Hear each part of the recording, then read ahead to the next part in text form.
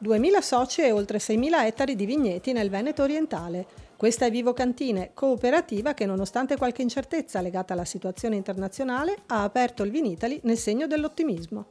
Auspichiamo una buona prosecuzione di questa iniziativa molto importante per il vino italiano. Direi che è un'occasione per poter dimostrare al mondo l'importanza dell'Italia come paese produttore e come paese esportatore soprattutto. E ovviamente anche il nostro gruppo risente un po' di questa situazione geopolitica particolare, con queste incertezze, con queste situazioni di tensione a livello internazionale.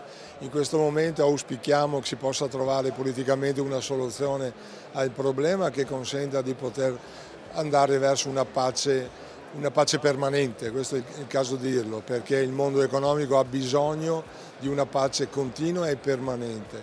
Per quanto riguarda le ripercussioni al momento sono molto significative nel versante asiatico per i noti problemi logistici, mentre per quanto riguarda il versante ovest, vale a dire Canada, Stati Uniti, le due Americhe, di fatto le cose sembrano si stiano mettendo nel migliore dei modi, in quanto i dazi sono assorbiti dal consumatore finale e i trend di vendita si stanno consolidando più o meno sui livelli dello scorso anno. Abbiamo avuto i primi 2 mesi un po' di calo, gennaio e febbraio abbiamo avuto un po' di calo, ma già nel mese di marzo e nei primi 10 giorni di aprile registriamo incrementi superiori rispetto ai volumi consegnati nell'anno 2025.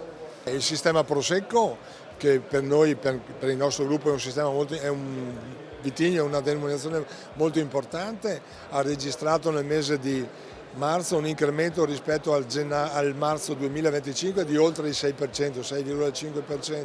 Siamo superiori anche nella media degli ultimi 4 anni, quindi questo ci lascia ben sperare. Anche il Pinot Grigio sta tenendo molto bene, sta consolidando i volumi di vendita dell'anno scorso, addirittura con il Pinot Grigio riusciamo a realizzare anche dei prezzi di vendita leggermente superiori.